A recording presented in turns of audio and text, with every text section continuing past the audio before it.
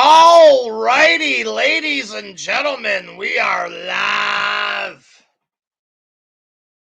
Was reading some of that wrestling news, ladies and gentlemen, and we got some releases, folks. We got different kind of news. We got the cat going psychotic as usual there. We got some AEW news. We got a little Raw review. All that and more, folks. I mean, it's Wednesday night with Wrestling Jesus. We're getting ready to rock, folks. I just chased away the cat there. We got Nicholas Blythe in the chat. Sup, WJ? We got Christian Barrero there. All righty, says Christian, folks. Cat's about to strike, folks. He's just gonna bite me, and then he's gonna hopefully move on with his fucking life there. All right. Christian, I'm happy they fired the namer of names, William Regal. Cool man 952. Sup, WJ? What's up, cool man? So yes, folks, we got some releases there. The Smarks crying like always, says Christian. Yes. Apparently, I don't know why they would be crying over these names there. We got Summer of 92. Yo, WJ. Master Monster Regal is a UK overrated wrestler. Nicholas Blythe. Oh, you didn't know? Your ass better call somebody. Cool man, Smarks are mad that Braun Breaker won the title. We're going to talk about Braun Breaker after, folks, there.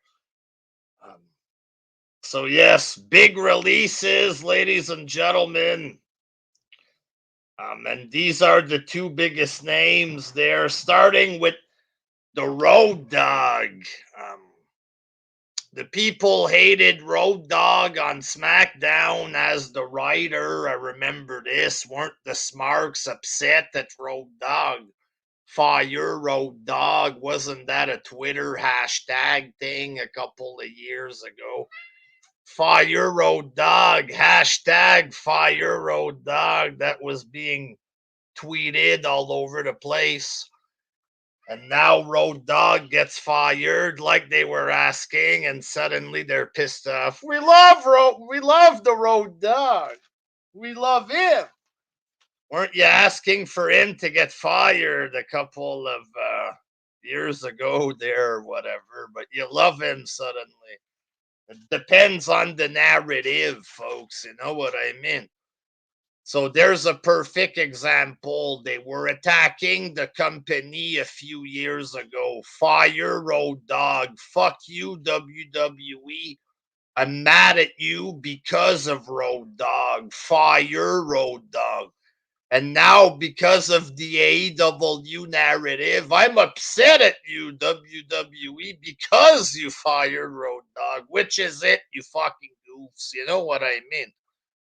Get a fucking grip there. Master Munster Smarks are never happy. Exactly.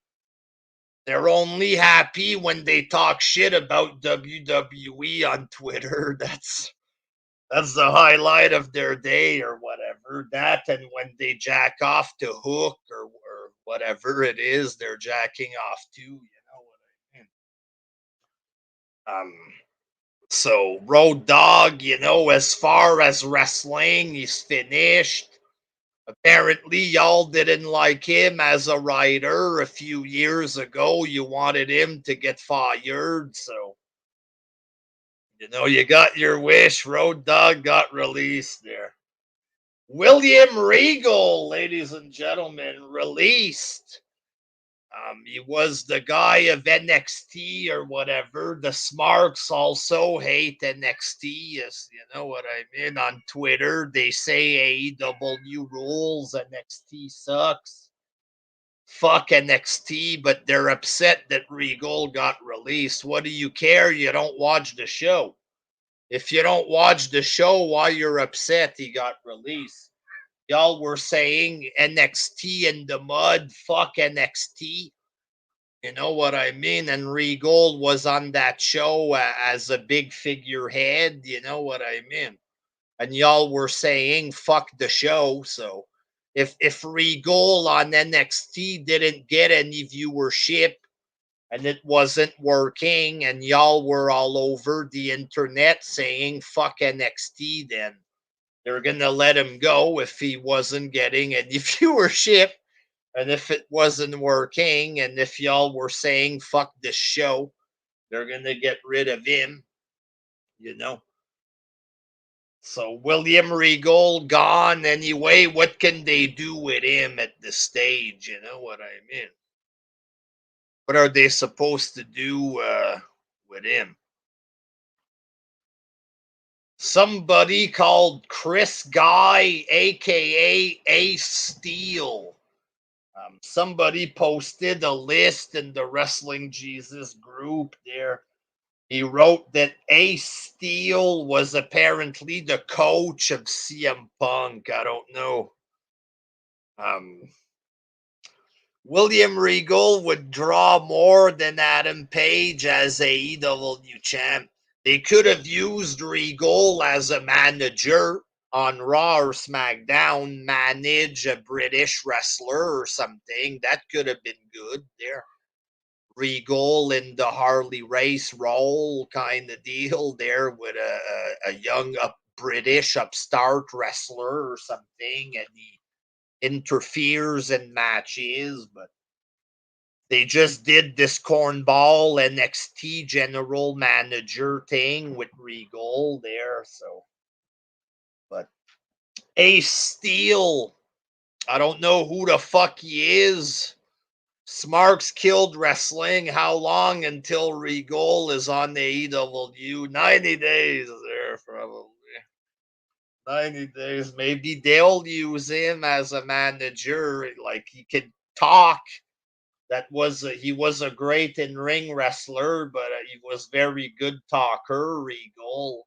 He would have won the WWE belt if he didn't get caught with the fucking dope or whatever. He was, but that was fucking 15, 20 years ago or whatever. However long it was, 10 plus years, when he had won the King of the Ring and he was in line for the world title there. And then everything fell apart because of dope, but that's a long time ago. But he could have been used as a manager on commentary. Maybe they're going to do something with him like that. But Ace Steel, apparently the coach of CM Punk or something like this, 2008, so 13 years ago. He could probably still wrestle, you know what I mean? Um, Ranjin Singh, the former manager. I didn't even know this guy was still employed or whatever. Ranjin Singh, the former manager of Great Khali or whatever. Ranjin, sing for me, Ranjin. Sing for me about how you're a jobber. Oh, Ranjin. Um, Ryan Katz. Never heard of her, whatever. Apparently a producer of some sort, Ryan Katz. Let me get online and rage about this there. Wrestling RIP. I remember 2008 Regal having lots of heat. Well, he got himself in great shape. He was cutting awesome promos. He was king of the ring. He had the long blonde hair thing going on. He looked like he was fucking ready to be the champ, man, you know? That's another mistake in wrestling that William Regal didn't get to be the champ, you know? That's another thing that should have happened that didn't happen or whatever. Um, so Ryan Katz, producer, who the fuck knows who he is there? Referee Scott Armstrong, the brother of Road Dogg or whatever. I don't know what happened with Road Dogg, but they got rid of him and his brother there. Get out of here, you and your stinking brother. Get out of here, the both of yous. Regal and Barrett both should have been champ. Barrett, too, I thought he was going to be a champ. A writer called George Carroll got released. No! Georgie! Georgie! Um, Former NXT Tag Champions Timothy Thatcher and Danny Burch. Don't let the door hit your ass on the way out or whatever. If I remember, these are a couple of guys from NXT UK or something. Prototype 2.0. All righty. I think this Danny Burch was a guy from NXT UK, just some plain guy with a beard or whatever. They all have beards on the NXT UK there. Apart from Dragonov, who's not old enough to grow a beard or whatever, there looks like Darby Allin or something.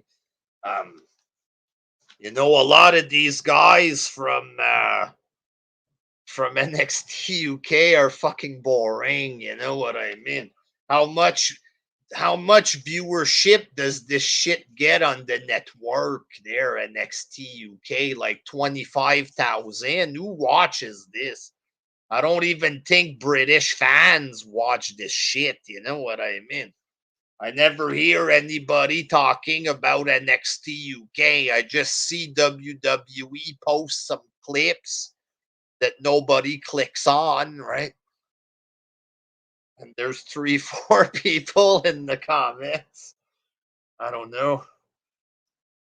Allison Danger, folks. No fucking clue who she is. I sense danger. I'm gonna lose my job or whatever. And Hideki Suzuki. Hideki Suzuki. Is this a real name there? Apparently, according to the list in the Wrestling Jesus group, this was a recruit of Diamond Mine or something. Hideki Suzuki. Yee. So there you go. These people are released. You know what I mean? It's not like this is going to affect the show in any way. It's not going to bother me personally that Danny Burch is gone there, whoever the fuck he is there. But it bothers people on Twitter, folks. I mean, they're very upset that Sam or Ryan Katz is gone, folks. I'm outraged. Referee Scott Armstrong, he's gone. George Carroll, you got rid of Georgie. I mean, like, who gives a shit? Like, to be honest, companies got to get rid of people like this. You can't keep everybody employed all the time. Boxers, they get rid of them. UFC, how many fighters come in for a few fights and then they never come back? It's part of the business, show business or anything like this. People are in and out. You know what I mean? How long are they supposed to keep Regal until he's 70 years old or what? Let's be real. You know what I mean? Like, but if you check your timeline, you're gonna see some British channels on here. They released Danny Burch. How can you let go of Don? Danny Bench, Timothy. I love Timothy. You know, none of you give a shit about him on NXT UK. None of y'all give a fuck about him on NXT. When's the last time you see somebody write that, you know, Danny Burch is a part of my top 10 or whatever? Well, I'm a big fan of Timothy. You don't see this, you know. But when they get released, boy, and the Dave Meltzer narrative, the spin has to come out there. Timothy, I love you. I mean, it's embarrassing. The wrestling has become embarrassing. Now you guys are discrediting yourself there, like the Meltzers and AEW fans. Y'all make it look like if the WWE criticism is all fake and like propaganda. You know what I mean? People look at you, you hate Road Dogg when it suits you to attack WWE. You want him gone. But when it comes to attacking WWE this week, you're mad because he's gone. Like, y'all have no credibility. You know what I mean? Speaking of no credibility, folks, WWE Raw, ladies and gentlemen. A little 2-day old Raw review, folks. We're going to get through this real fast there because it's a 2-day old, folks. So if I don't get to the Raw review on Tuesdays, I might do it live on Wednesday nights, you know. Or sometimes I'll post some 2-day olds in the Wrestling Jesus group or whatever. There are a couple of 2-day olds in the WJ group. I remember donut shops, they would sell 2-day old donuts or whatever. Some 2-day olds there. So basically, you had Paul Heyman with Brock. Brock was standing on top of a little, like a podium thing. I don't know if he was standing on the steps or whatever. I didn't really pay attention to what he was standing on there, but he was standing on some kind of, he was standing on something there, and Heyman said that Brock was going to compete at the Rumble. He's going to fight the winner of the Fatal 4-Way or whatever. And then later on, Bobby Lashley won the Fatal 4-Way, defeated Big E, Seth, and Kevin Owens. So we're getting Brock Lesnar versus Bobby Lashley, folks, at the Royal Rumble. And honestly, I'm a little hyped about this match there.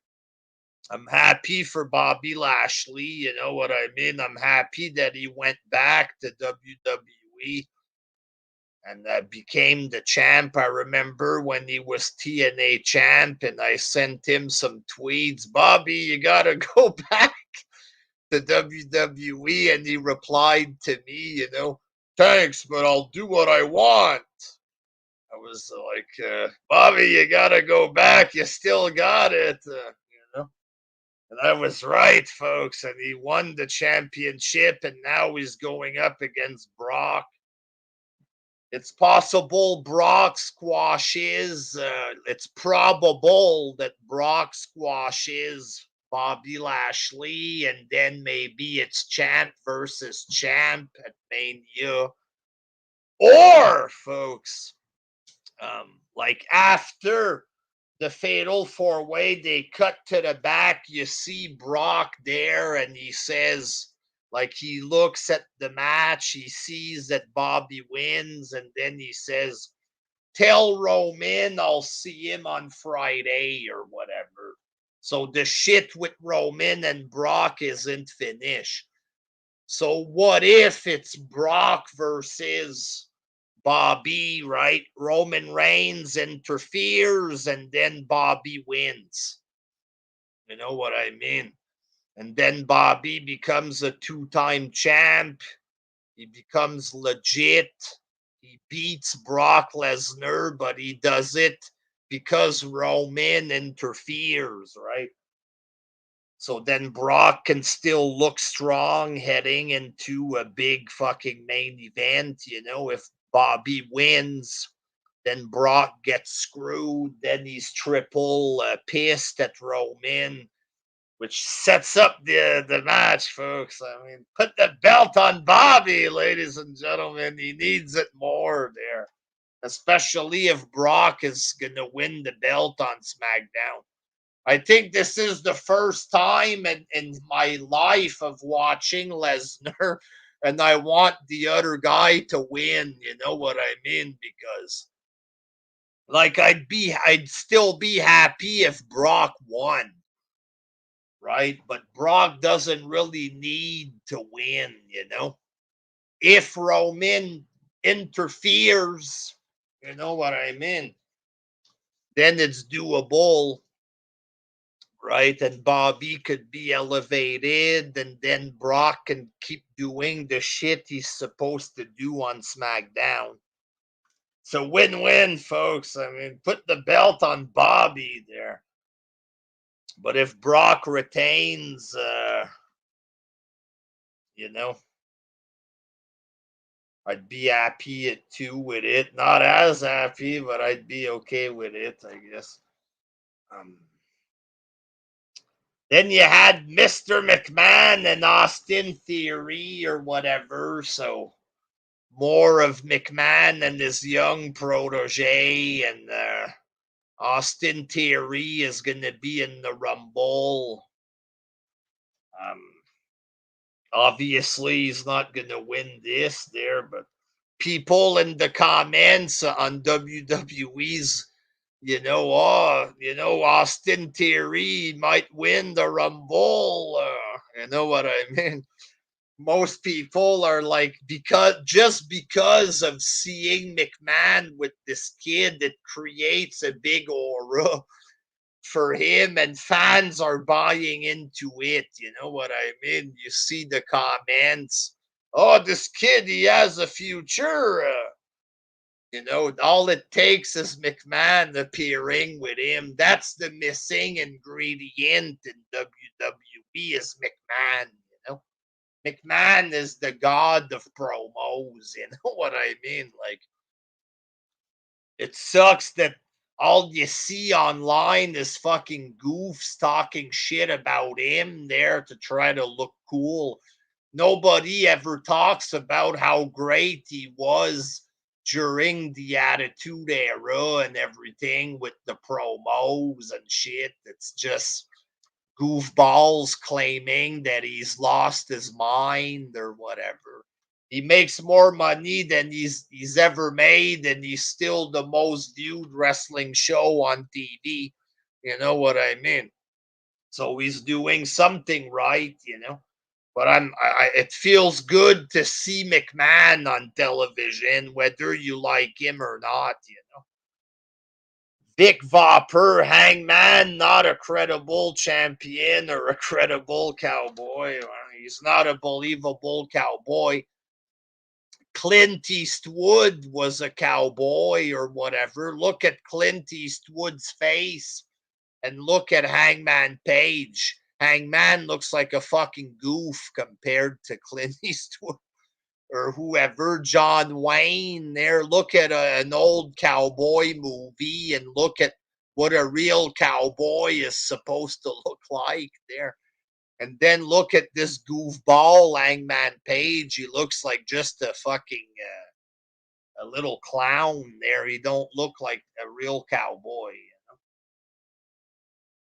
You had Becky Lynch and Liv Morgan or whatever. Becky down talking to Liv Morgan.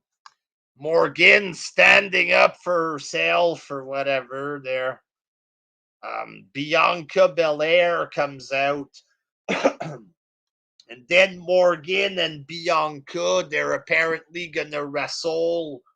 The winner gets to fight Becky, so they both team up and throw Becky Lynch out. And then they start brawling between each other.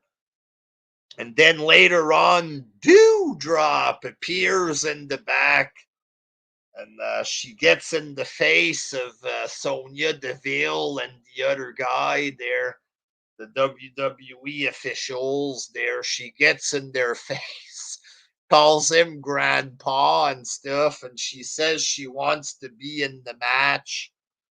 So it's going to be a triple threat: Liv Morgan, Bianca Belair, and Dewdrop. And the winner gets to fight Becky Lynch. So I don't hate Dewdrop, you know what I mean? That was there was a couple of big women back in the day, you know, Berta Faye and a couple of other big women there. Dewdrop, she's a big woman, but it's I don't know if she's champion material there, but we'll see how it goes, I guess. I don't think she's gonna beat Becky Lynch there, but I don't think she'll win the triple threat either. But Morgan and Bianca both had matches against Becky, so maybe Dewdrop wins. But we'll see what happens there. We had The Miz and Maryse cutting a promo. Edge and Beth Phoenix come out. So it's official. We're getting this tag team match: Miz and Maryse against Edge and Beth Phoenix. Honestly, folks, I kind of want the Miz to win. You know what I mean? Like I liked Edge. I like Edge. I'm not against Edge. I'm not like anti-Edge there. Blah blah blah. You know what I mean? Former world champion, Canadian, you know, attitude era. But to be honest, it's not doing anything for me. Edge has come back. You know, he had good matches in ring. He's doing okay. Good matches against Randy Orton, stuff like this. I think Randy Orton was having great matches against Edge, Drew McIntyre. Orton was on fucking fire, and now he's in the tag division. The fuck, you know what I mean? But it's to help out young talent. I understand that there, but Edge, I like the guy. He's doing good in the ring, but his character, there's something missing. You know what I mean? He's old. Like, people had complaints because of his age. I don't know if that's what it is. I don't want to dislike Edge because of his face, the old face. That's not it. It's a lack of character. Like, the main event for WrestleMania, he was cutting weird promo. It's like he's a face, but he seems like a dick at the same time. It's like it's weird. I think Edge should just go full on heel. You know what I mean? He was always better as a heel.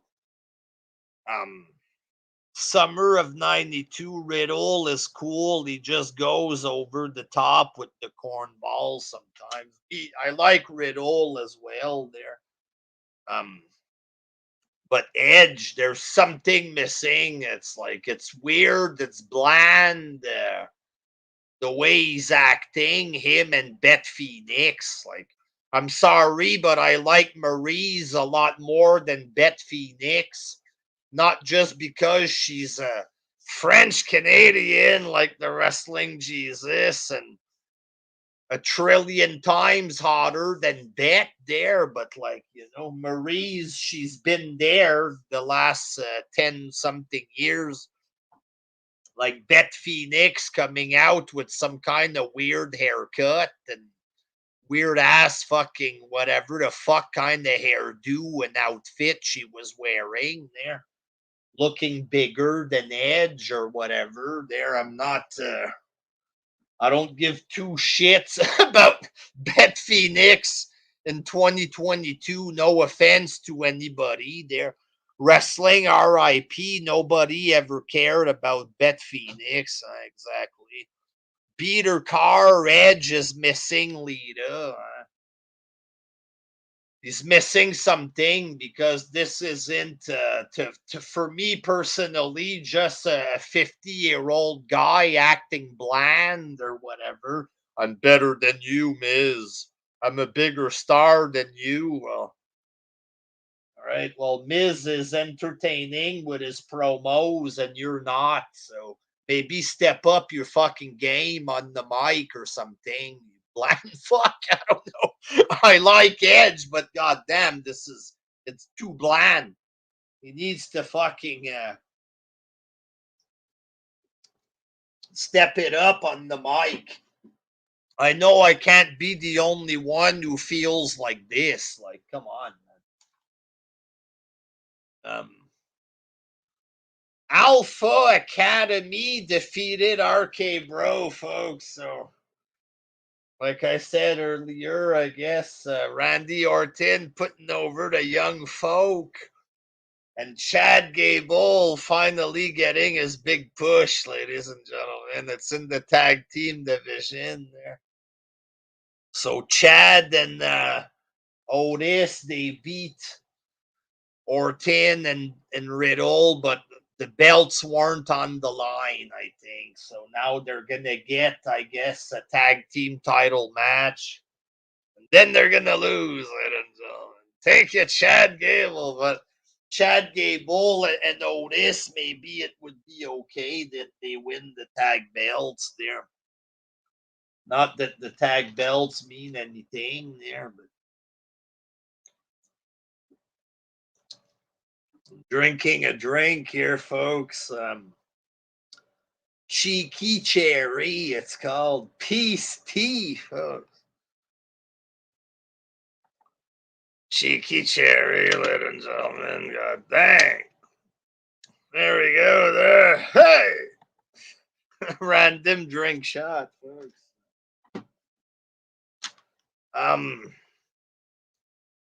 Omos defeated AJ Styles. I gotta punch my computer here, folks. It's going crazy there. Sometimes you gotta punch the computer a couple of times there, folks. Omos defeats AJ Styles. Honestly, I feel bad for AJ. You know what I mean? I understand, obviously, he's not going to beat the Giant, right? They have a new Giant.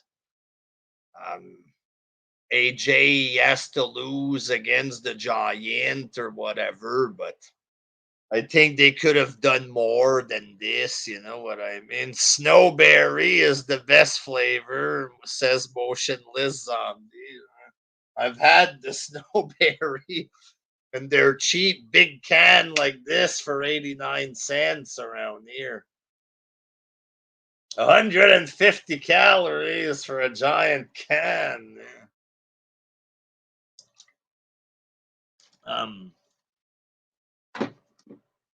But I think they could have done more. Maybe put this on the pay-per-view or something like that. I don't know. There,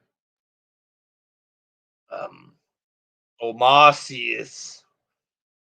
It's not like he's great in ring. He's not. He's never gonna be great in ring, nor should he be. You know what I mean? But I think they could have done a little bit more with this, build it up a little, and have AJ do a bit more in the match, maybe. I don't know.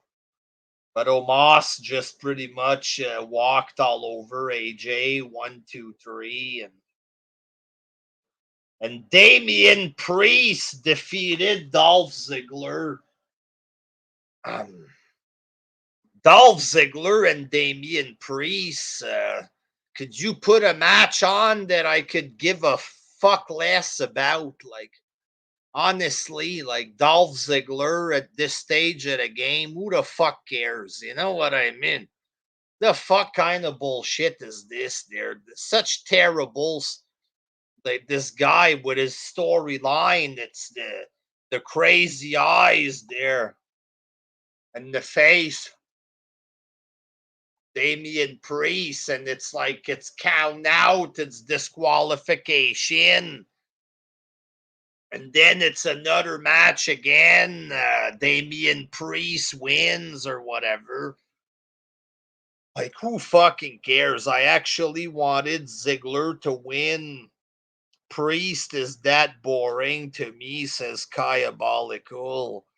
Schwarzenegger, Damian Priest is a unique and interesting character. Exactly, like, what kind of gimmick are they giving this guy that he just, like, they're like, oh, it's Damien. The Damien is coming out, and it's straight up just a retarded face. You know what I mean? Like, it's straight up just a retarded face. Okay, like this there. Like, what the fuck? For real. In 2022, you know what I mean? WWE, all the fucking gimmicks that they've had over the years, The Undertaker, all of these gimmicks there, the characters, this and that. All right, Damian Priest, we're going to have a character for you, some kind of evil from within kind of bullshit that's been done 1,000 times there. And you're going to make retard face. You're going to get upset. You're going to make retard face. Really, that's the best they can come up with for this guy. You know what I mean? Like, the fuck? Like, so because his name is Damien or something, and Damien, according to some people, some religious people believe that there was the son of the devil, like the devil from the Bible. Some people believe that he had a son. Like, it's possible you've heard your grandparents talk about this Damien, the son of Lucifer, or whatever, shit like this.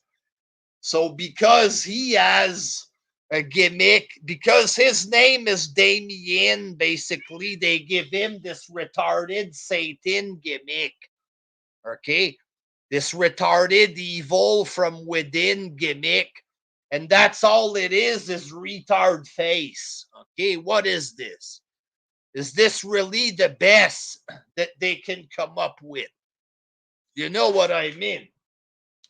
And somebody told me a few months ago, oh, it's from a movie, some kind of movie. You've never seen the movie with Damien. Any kind of character from a movie or whatever there with the name Damien, it's going to be based off of the son of the devil. That's where the story of Damien comes from. But I wonder what movie was this person talking about? Like, was that the gimmick in the movie? Oh, they took this character from a movie. Was that really the movie? A guy making retard face. You know what I mean?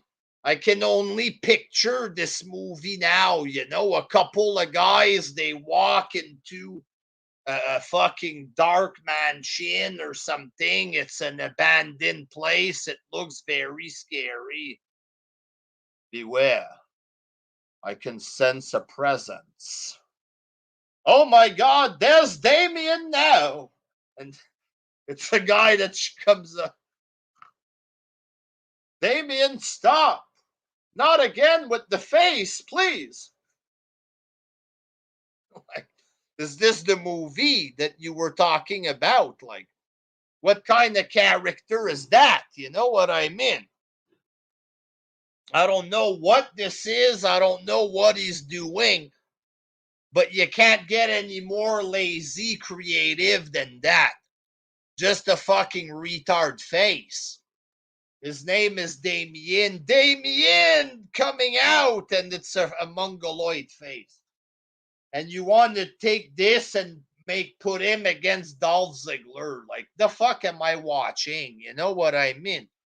This Damian Priest there, I don't know if people like him. I don't know what the deal is there. But he's boring. He's old. I think this guy's in his 40s. He's boring on the mic. He's weird in the ring. He's got something weird with his legs. It's like he's not steady on his legs. It's like two broomsticks trying to carry a 300-pound frame. You know what I mean?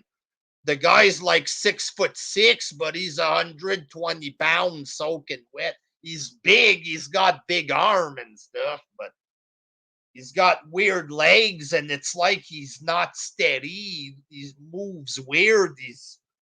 His face is weird. I don't know. I don't know where they're going with this. You know what I mean? At least he's tall. I don't know, but. And then in other stuff, folks, Dana Brooke and Reggie defeated Tamina Snuka and Tozawa. Can you get any more random and shitty match than this? Like, Tamina Snuka and Tozawa. The fuck is this? They don't have anything better they can do with these people. If there's anybody that should be released, it should be these guys, for God's sake. Tamina Snuka. Are they keeping her around because of her father? Her father killed somebody. Fuck. Release these people. Reggie. Send him back to the circus where he belongs. There. Apparently, he came from Cirque du Soleil. Send him to AEW. He could be the king of the flippers over there or whatever. He's like a human dolphin or whatever. What the fuck is this guy? He looks like a fucking goof and a half.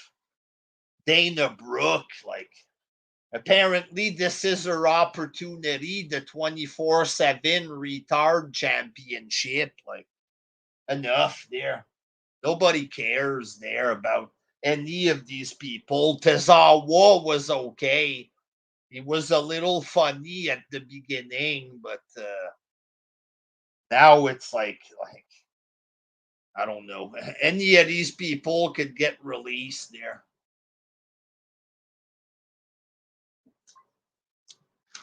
They might be next or whatever.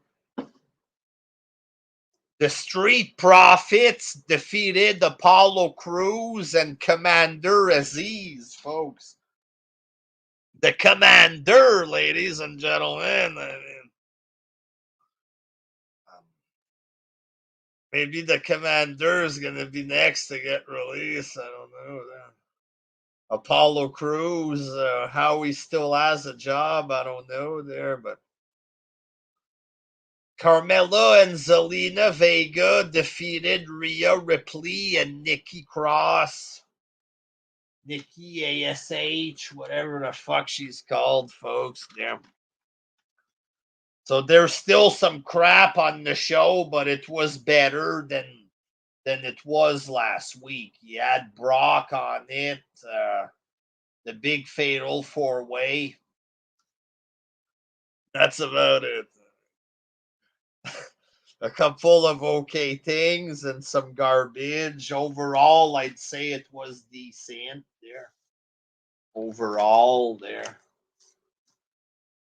Not saying it was a great show, but just in between okay and decent there.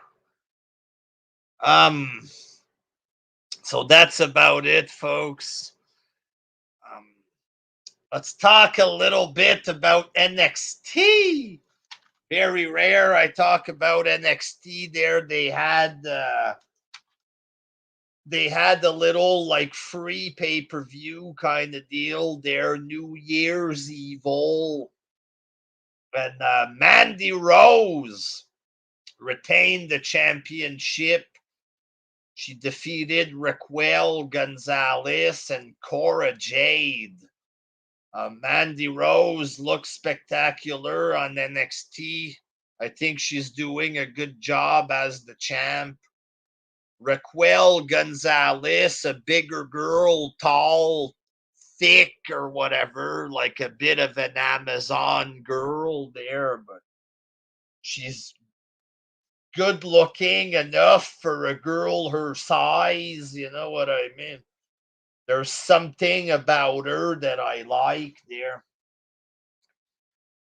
Cora Jade, there's something about her I like, folks. And then you had Braun Breaker, folks, defeating Tommaso Ciampa for the NXT World Heavyweight Championship. Hold on a minute, folks.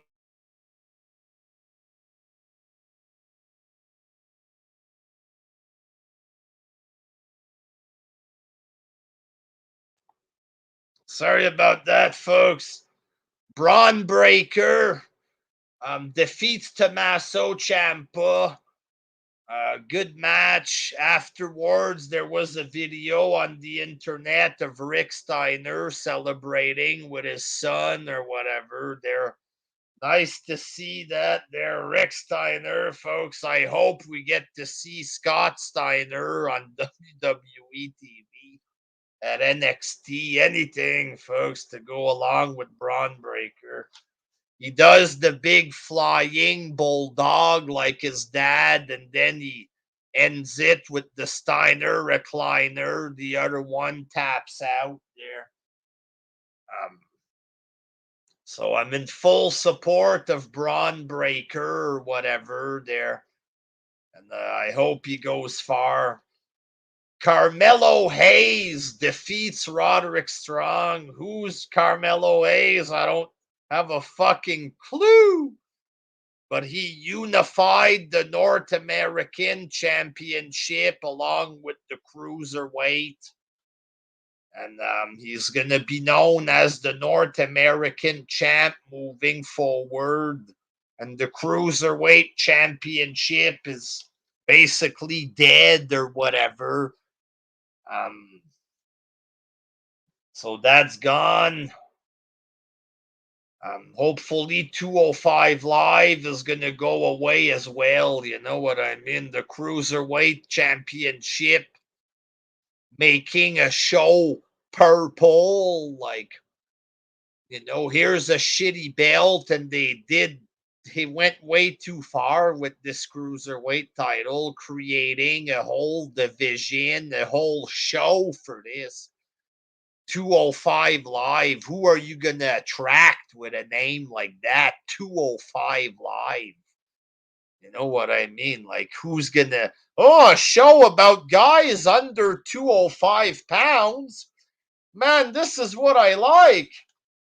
As a guy that's only 204 pounds, I can relate to this show. I mean, it speaks to me. And all the people on the show were fucking garbage. Like, what was the point of this? And the show was all purple. It was stupid, And the show still exists, but the Cruiserweight belt is finished. It's dead. They're using 205 Live like it's another main event. Like, how many garbage shows do you need, for God's sake? Just get rid of this 205 Live. It didn't work. It's a fail. Kill it. Fuck. Now, ladies and gentlemen, let's get into the wrestling news or whatever. So, Rampage, folks.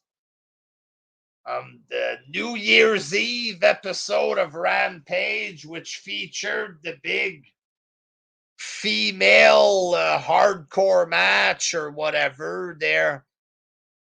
You had, what was it again there? Anna J and Ty Conti versus the Bunny and somebody else in a big hardcore match with thumbtacks and all of that shit. Penelope Ford or whatever. So it was apparently one of the greatest matches of all times, folks. I enjoyed the match just because of Anna J and Ty Conti, you know what I mean? Because they look good or whatever. Do we need these girls to go through thumbtacks and flaming tables? You know what I mean? Just looking at Anna J was good enough. You know what I mean? I don't need a cliche hardcore match to be impressed with women wrestling. I don't want to see women get paralyzed. You know what I mean? Penelope Ford, she wants to impress the crowd. She fucking does a big backflip on the table, lands awkwardly. The table doesn't break. I know these women are good looking. They don't need to kill themselves. People will watch them just because of how they look. You know what I mean? But the match was okay. I got no complaints apart from the fact that there was no storyline to this. They appear 2-3 minutes on Rampage in forgettable moments. And apparently, this merits a giant death match. You know what I mean? So these girls, they put their neck on the line doing stuff that they're not qualified to do. You know what I mean? Neither of these girls are good in the ring. Let's face it, they're all green. The Bunny's been on TV and Impact, shit like this, but she's horrible in the ring. She's not athletic, the Bunny, you know? Um, a butterface, ladies and gentlemen, and not athletic there. The three others, they look good, but they're very green, you know. None of these girls should be doing shit like this, head bumps and stuff. It's very dangerous, you know what I mean? Look at on NXT there. The women on NXT, they look credible. They're presented strong. NXT Women's Championship, it's presented like it's a serious deal. You know what I mean? They don't have to do thumbtacks. The Bunny doing the splits with her vagina and the thumbtack, is that really necessary? Like, you know, who is gonna be turned on by this? That she does her vagina land in the thumbtack. Who's turned on by that? It just looks lowbrow. It looks lowbrow, you know what I mean? Like NXT women, they're well presented, stuff like this. They don't need to go that far. And they get treated by respectfully by the fans. And they don't have to kill themselves, you know. So what do they get for this rating or whatever? 453,000. Now they get a valid excuse. It's New Year's Eve or whatever, you know.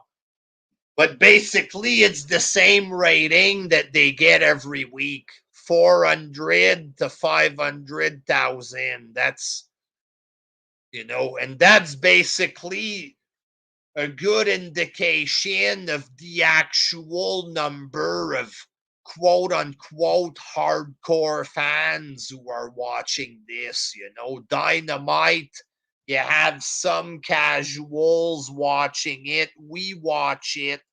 We make videos, so we watch it. You know, some people watch it. CM Punk, you know, not that many watch it for Punk. The ones that did come for Punk, they left, folks. But, you know, So basically, the hardcore fans, they're watching this on Friday. They all claim, oh, me, I'm very busy Friday. No, you're not. You're 300 pounds. You're a virgin. You're watching this on Friday. If they're out watching somewhere on Friday, they're gone to a show of Chikara or something. They're not out to get laid. They're gone to watch GCW hardcore wrestling or whatever on Friday night. You know what I mean? They're not going out to Times Square to party, these people. They party with action figure of young bucks in their mother's basement. You know what I mean? They're jacking off to Adam Cole, folks. But between 400 something thousand to 500 something, that's the average for this show. It's the same number every week around. And that's about the number of legit indie slash hardcore who are watching this, because the casuals aren't watching this garbage. They watch Dynamite because it's relevant. If you're it's not relevant outside of the wrestling bubble there, but it's relevant in the YWC. So some of us watch it. Some of us casually watch it. You know what I mean? If they put on a main event of some sort, they get a bit more casual viewer. If there's nothing, they get 800,000. You know what I mean? So eventually, when it's going to crash and some of the casuals are going to stop watching, then you're going to end up with about 500,000 on Dynamite. You know what I mean? To match Rampage. I'm not saying this is going to happen this year or next year or whatever. But when casuals walk away, and it will happen at some point, you know, when they do walk away, then whatever number you get on Rampage, that's what you're going to get on Dynamite. Whatever number you're seeing now there, that represents the real hardcore fan base, the goofballs that pay big money to buy Young Buck t-shirt. They travel halfway across the country to see Honky Tonk Man against Jim Neidhart, against with Matt Jackson and the Triple Threat or something there. These are the people that are going to watch Friday, Saturday, Christmas, New Year. People who are hooked on wrestling like that, you know. Those are your hardcore fans. That's the number of hardcore, you know. And one day those numbers are going to meet, right?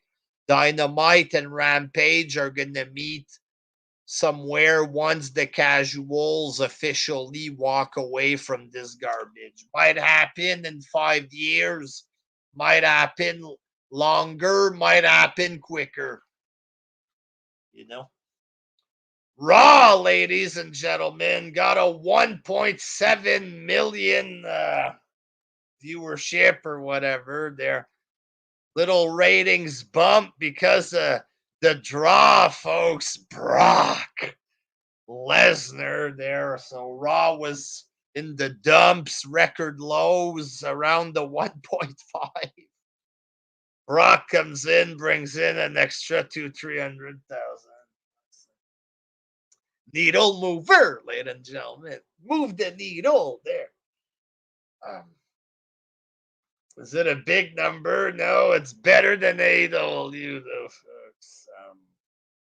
3.5 times bigger than Rampage. Hey, hey! Cody Rhodes, ladies and gentlemen, was in the news talking about storylines that he regretted or whatever. How he regretted the storyline with Anthony Agogo that he was fighting for black rights or whatever in his promo, and he's has a match against a black guy, stuff like this. That it was a weird fucking USA versus UK thing. He claims there was supposed to be a rematch in the UK or something. Fuck off. And he says, "Oh, I just want to forget about the whole thing." Yeah, so does everybody else. We want to forget about your wife on the show. We want to forget about a whole lot of other shit that you did on the show. You know what I mean? Him and his brother fucking bladed themselves. Meltzer gave him 5 stars there. What else did you do on since then? Nothing. Fuck, you know what I mean? Just made the show look bad. Um, he says his daughter was gonna be born because the daughter is black or whatever. So that's what made him do this mongoloid story there. Oh, it's because of my kid. Okay. Tony Khan, he said that one of his dream signings is coming soon. So who the fuck is this? You know what I mean? Dream signing. Who could this be? Zack Sabre Jr. or something? Like there was the big announcement of Christian Cage, and that was a giant fail. Big star coming. And it was 50-year-old Christian. So who's this gonna be? You know what I mean? Spectral MK Cody Rhodes failed at everything he did, yes. And apparently people were getting together. How did he call it again? Focus group promo. He needed a focus group to get together to help him with his promos. You know what I mean? And they still fucking suck. They were terrible. Apparently nobody had the guts to tell him the truth, and these these fucking whatever things, they're a fucking joke. But Tony Khan, one of his dream signing is coming soon. Is it the Japanese guy that's 60 years old? Who the fuck is going to be there? Spectral MK, the dream signing, is probably going to be some jobber who will never amount to anything. Diabolical, whoever it is going to be irrelevant within a month. Baron Von Noob, Cody Rhodes is the ultimate jobber who got by on his dad's name big time. That's fuck, Everything, every promo was about his dad, and then he would cry, and it was so see-through from the get-go. Like, quit using your dead father to get over, bud. You suck. You know what I mean? Y'all remember at the beginning, AEW fans, his father was good at coming up with stuff backstage. Cody Rhodes is going to be good like his father. Y'all remember these things when these psychopaths were saying this stuff that he was going to be good like his father. Get a fucking grip. Look how terrible he's been. Fuck. But because he's the son of Dusty Rhodes, they just assume he was going to be good at doing stuff like that. You know what I mean? Give me a goddamn break. Um,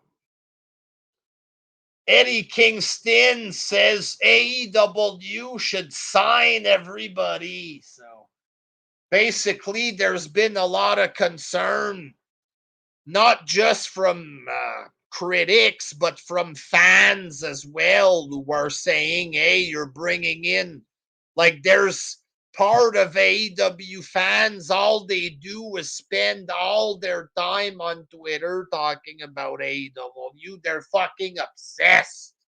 Okay, they're deep And they're fucking dark and disturbed, these people, but a lot of them, all they do sign Danows in. Who is this freak? A guy looks like a fucking nutcase, looks like a weirdo, for God's sake. Sign Danows in. Oh, maybe he's good, Danows in. You know what? I don't want to see if he's good. He looks weird and creepy. You know what I mean? Just another fucking weirdo freak of some sort there that the indie fans like. Sign him.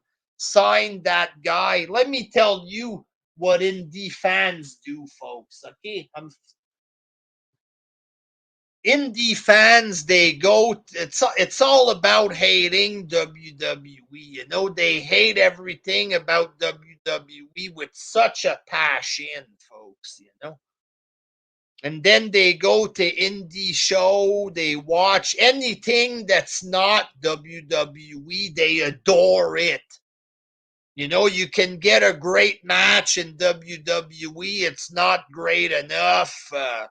Meltzer says it was a bit too long or too short. The whole thing is garbage. You know what I mean? But anything else they worship and praise.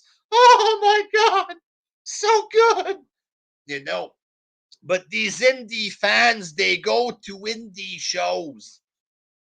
There's 30 people in the crowd. They're going to see a wrestler. You know, when you hear wrestlers, sometimes I've been wrestling since I'm 15 years old, 16 years old. And some of these wrestlers, they might be 15, 16, and they're wrestling.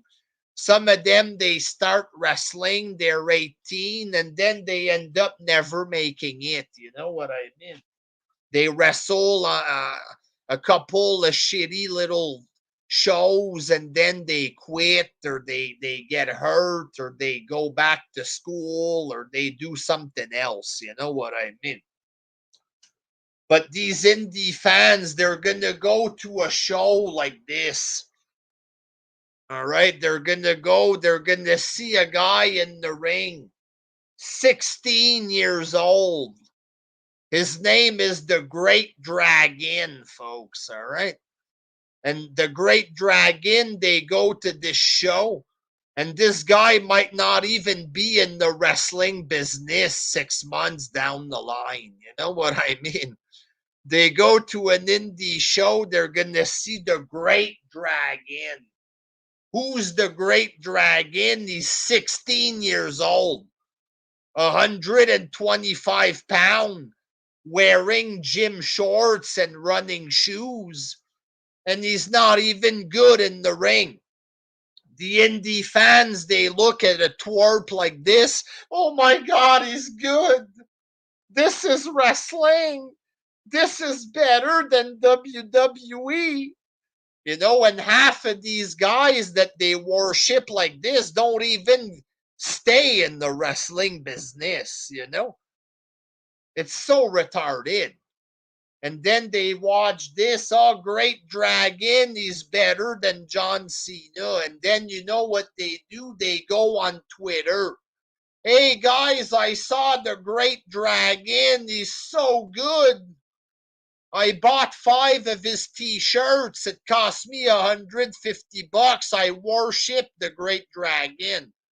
I work 40 hours a week. I have a wife and 2 kids, but I'm worshiping a 15-year-old called Great Dragon. He's not good in the ring, but he's inside of a wrestling ring, so I give him the same respect that I would give Ric Flair. Right? Because the Great Dragon, he's standing inside a ring. He must be a real wrestler like Steve Austin there. You know, it don't matter. There's only 6 people in attendance and the guy can't wrestle. He's an indie wrestler, and this is real pro wrestling. WWE isn't wrestling. You know, this is what they do. And then they go on Twitter and they ask Tony Khan, sign Danhausen, sign the Great Dragon that I saw last week. And then 2 weeks later, they completely forget about him. They jump on the next bandwagon, then it's the next bandwagon, the next bandwagon. Every day, there's 500,000 of these retards telling Tony Khan, hire him, hire him, hire this guy, please. I want to see my fake stars on TV or whatever. We all know they're not real stars, but if they're appearing in the wrestling ring and they're on TV, we can pretend they made it. They're just as good as Hogan, if not better than Hogan. They're all better than Hulk. You know what I mean? So half of the fans want Tony to sign everybody, and the other half are scared. Why? Because they know that this is going to kill the company. They know that if you bring in 600 wrestlers, you're going to run out of cash no matter how rich you are.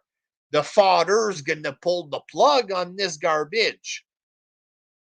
You know, unless the father and the son had an agreement. Listen, I'm obsessed with wrestling. I'm mentally unstable. I want to blow 500 million bucks and not make a dime in return just for my happiness. Maybe him and his father have an arrangement like this. Who knows? You know what I mean? But, fans, they see this. They see them bringing in a whole bunch of people. They're scared that they're going to die. They see how TNA brought in all the rejects and it led to their downfall. Okay, so what happens now is you have AEW wrestlers going on the defense. The fans have legit concerns that the company might be in trouble if they bring in all these retards. And Tony Khan ain't going to stop bringing people in. He says he's going to be diligent, but apparently they're still going to expand. They're not growing ratings wise. You don't hear about how they're growing around the world like WWE. Apparently, just bringing in a bunch of retards is what counts as expansion. Is that really like we're expanding, Cody Rhodes? In what way? Like, because you just bring people in, the roster expands, but that's about it.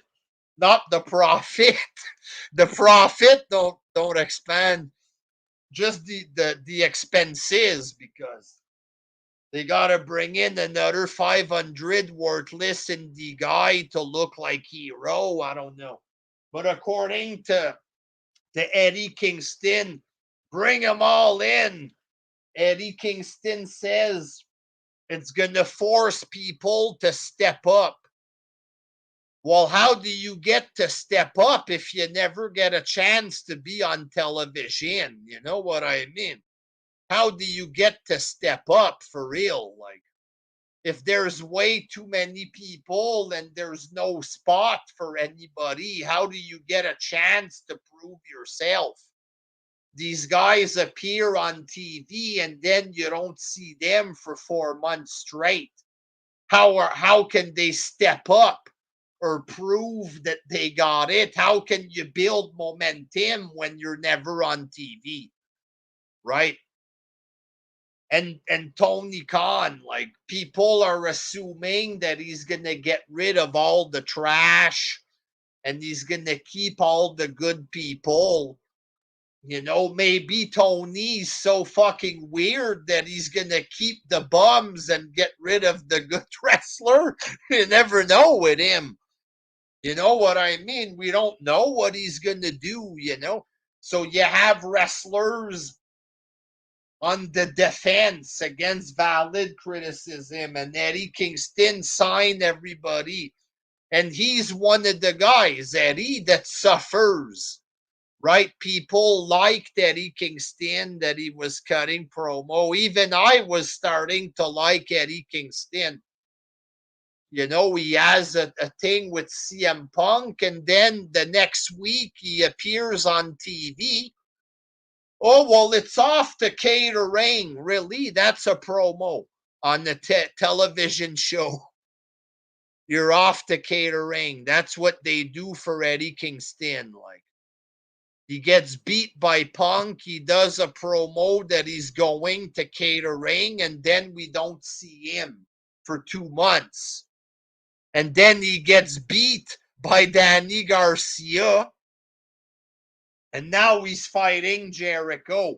Wouldn't it make sense if Kingston was on TV and you have a normal, regular build up to between Kingston and Jericho, not just some retard stuff, you know what I mean?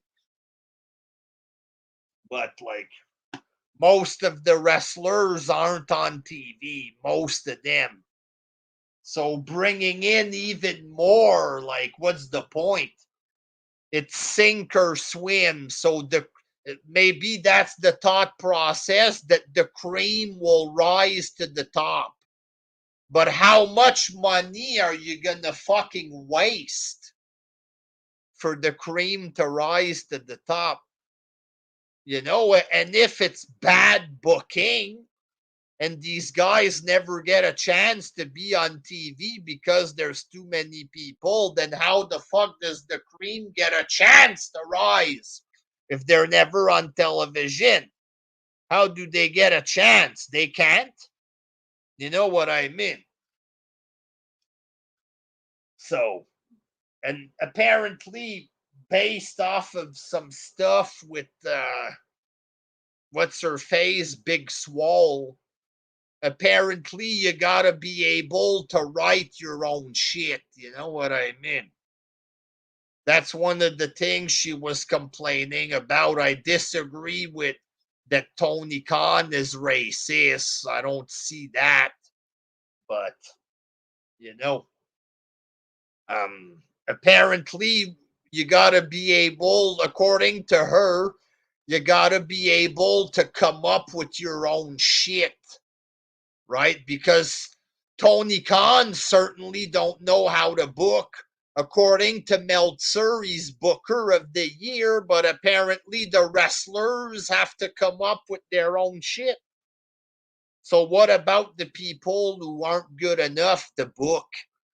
Right? Not every wrestler is a booker. Not every wrestler has an idea. Right? WWE, they don't fucking tell wrestlers to come up with their own story. And when you look at AEW, most of what you see is garbage. So are the wrestlers to blame? Maybe you do fucking need writers. Like, I understand that the fucking narrative is that WWE are like North Korea, that they had scripts. My lord, a television show has a script. This is oppressive. Because when you do movies, it's all ad lib. That it's on the fly, folks. If WWE wants you to follow a script for a million, 2 million a year, that's torture, folks. If somebody gave me a script and millions of dollars, I know I'd be sad. I'd be happy, folks. You know what I mean? And so would you. We have to remember 5 lines for 5 million a year. God damn the torment you put me through, McMahon. I want to be creative. Like Jeff Hardy, I want to create my Willow character there. I want to be creative like Windham. It's Windham who came up with all his stuff. No, it's WWE who came up with it. WWE comes up with stuff. Sometimes it don't work, but sometimes it does. And guess what? It makes a lot of money. AEW don't have that money. They don't have stuff that works. A few things sometimes is okay, but then they fuck it up. Like Punk And MJF, are they wrestling? Are they not wrestling? Are they planning on stretching this out for another 6 months? In reality, people won't give a damn. All right, you had a good promo one time. Since then, that you lost the heat that you had online there because you're fucking around and wasting time. You know what I mean? Like, so maybe you do need writers. Maybe you need better booking, stuff like this. You know, so you have a whole bunch of people, they have no TV time. And not only this, but they're expected to write their own stuff. They don't have a chance to appear on TV. You gotta write your own shit. Is every wrestler supposed to be a writer there? Not every wrestler is a writer. Not every wrestler is a fucking dork that wants to have creative freedom. I want to wear makeup and I want to be dark and edgy. You know, Brock Lesnar, who am I wrestling? Thank you for my 5 million. You don't give two shits about wearing makeup. Brock Lesnar don't need to paint his fingernails black and have eyeliner and lipstick and be a demon character like everybody else to feel special. You don't need that. He goes out there, does his job. He's not a writer. He's not an artist. He's not in the nerd victim fucking community of starving artists who want to have creative input. I want to be creative. I'm the dark clown. I'm a sexy boy. I'm a good wrestler like Kenny. I've traveled around the world. Me and my vampire friends. We are very creative and dark. Brock isn't interested in having a character like this. You know what I mean? Sasha Banks, what do you want me to talk about? You want me to have a match? I'll do my job and make money. That's what Sasha Banks does. She don't need to have a goofy bullshit character or whatever. You know what I mean? Um, Cody Rhodes. He said that AEW has a bright future, folks. I mean, and the backstage atmosphere is great. There's a couple of people that don't get along. He says there's a couple people they don't get along. They argue with each other, folks. But overall, everything is perfect. Weren't they denying all of this a few months back? Remember when this story came out of EVPs arguing with each other? Kenny, Cody Rhodes, the Young Bucks, they all denied this shit. You know what I mean? They all denied it. And now here's Cody Rhodes. People backstage, they might argue, but you know what I mean? So 1 minute, everybody else is a liar and everything's perfect. So that shows you how full of shit these people are. They're so full of shit, AEW, it's unreal. Very dishonest. Very dishonest. You know what I mean? It's all the same. WWE hurt me. They hurt my feeling. Tony, take care of me. He give me creative freedom. He touch my penis. I mean, and then the fans go online. Oh, the wrestlers are having fun. They get to be creative. They get to have demon character. Like, fuck off. Wrestling is about making money. It's pros. You know what I mean? You want to know who had creative input? Hulk Hogan, motherfuckers, and he made billions of dollars. You know what I mean?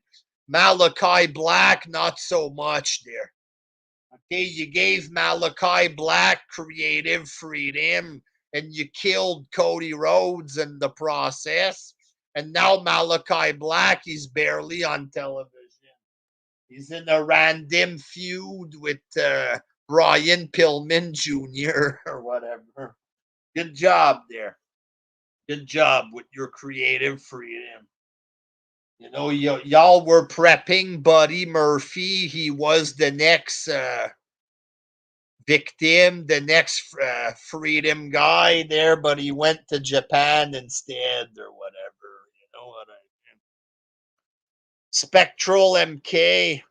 Cody Rhodes says that AEW has a bright future, but the garbage that AEW puts out on a regular basis says otherwise. Straight up.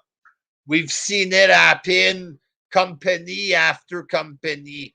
AEW was the next big thing, you know. The New Japan expansion in the US, boy, that was going to kill McMahon. The Forbidden Door, Tony's The Forbidden Door. AEW on its own wasn't bringing in the viewership there, but they opened the Forbidden Door, folks. I mean, TNA working together with AEW. McMahon's finish. I mean, what? Kenny Omega only drew 100,000 on Impact. I mean, these are stars. This is big time. Minoru Suzuki, 65 years old. I mean, stop, folks. You're going to kill McMahon with this. I mean, Okada's going to come over, folks. They might get 925,000. Maybe Okada and Sonny Kiss going to have a 5-star match on Dynamite or something. So Meltzer can give Okada no matter as many stars as he wants there. None of them are going to beat McMahon. Meltzer, Tony Khan, Tony Khan's father's money, the propaganda websites, the what cultures, the fans, they can all get together for the next 10 years and they can try, folks. Oh, Lord, they gonna try and they're gonna fail. It is what it is because McMahon, he's a businessman. Tony Khan, he's a fucking goof. It is what it is. There's a difference. You know what I mean? There's a difference. Okada beat Will Ospreay, shaking my head, says Peter Gilmore. Peter knows about these people, Peter. And Will Ospreay apparently is a big deal. He's New Japan champ or whatever. How many people are talking about Will Ospreay on your timeline? 1 out of 500, you know, once a month maybe they mention Will Ospreay. He's the new Omega, Dave Meltzer's new boy toy. Oh, he's the new best bout machine. I saw this guy Will Ospreay versus Ricochet.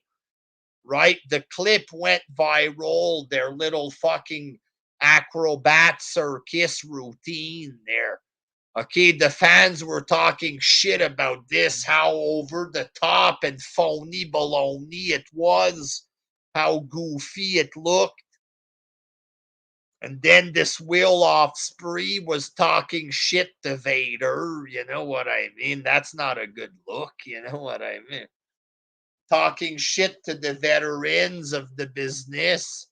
And this little fucking twerp is the New Japan champion. A little fucking skinny geek like this who's so full of himself. Seth Rollins, he said, oh, yeah, you're the best wrestler.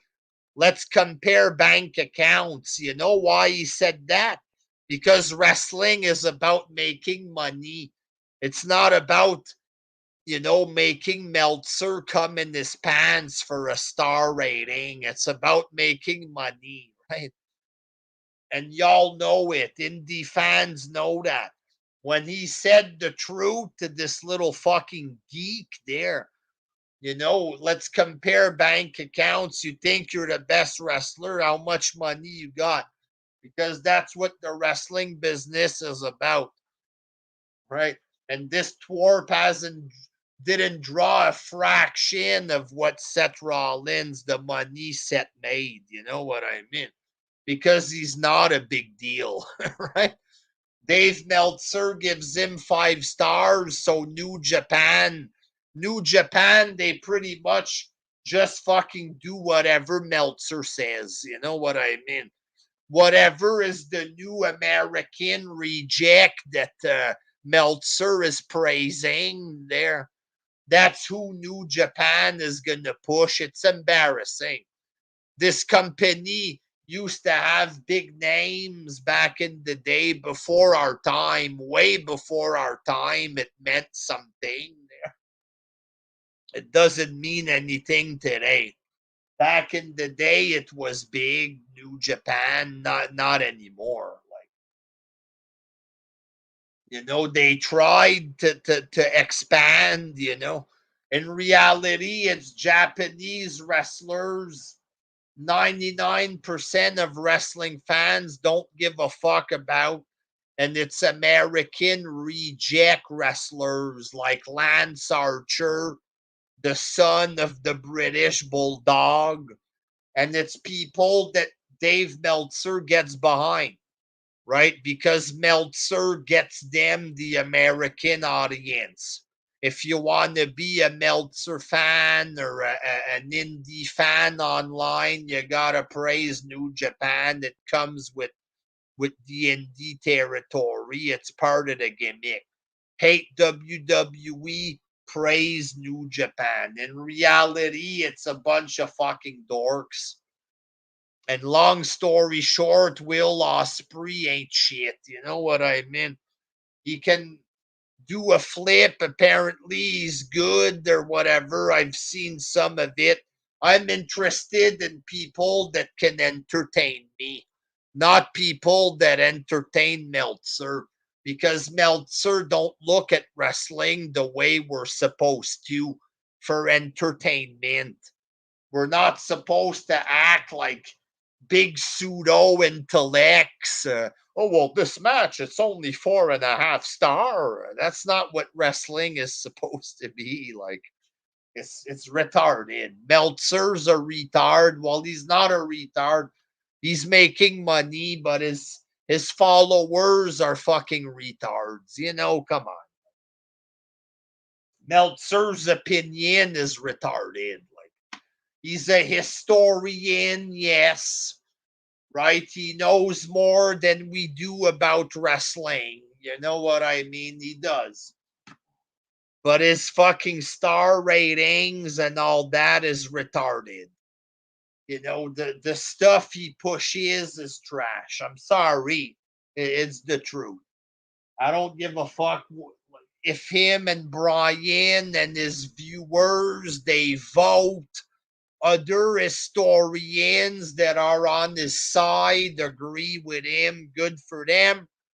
WWE is better than New Japan. Suck on it. It is what it is. You know what I mean? And it's better than AEW. And AEW, just like the New Japan expansion, will fail. Okay? It's destined to fail. No matter how hard you try, it's going to fail. Daddy's money is going to keep them around longer, way longer than they probably should exist. It's going to keep them around, but at some point, it's going to fail, folks. Prototype 2.0 wrestling is dead. I agree there. I still like it, but it's not what it used to be. And in this day and age, there's no way that AEW can expand because there's no fans left or whatever, you know. So So that's about it there. Indie sucks. New Japan sucks. AEW sucks. Some people like it that don't make money. New Japan makes money there, but not that much, folks. Let's be real there. So that's about it, folks. Hope you've enjoyed the show.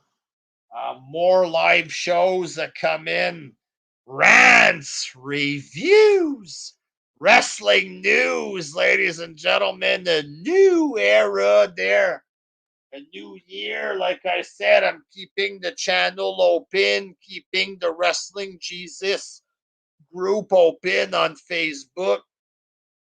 But I'm done talking about this, and I'm going to let my actions speak for themselves, folks. So, Ellen Barton, AEW straight copying the Undisputed Era storyline. Yes.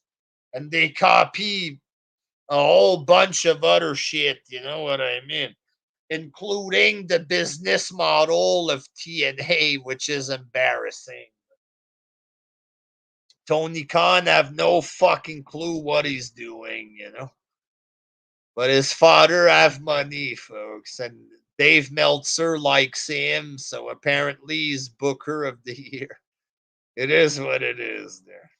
Until next time, thanks for watching, folks. Lots of content to come in, ladies and gentlemen. Until next time, peace.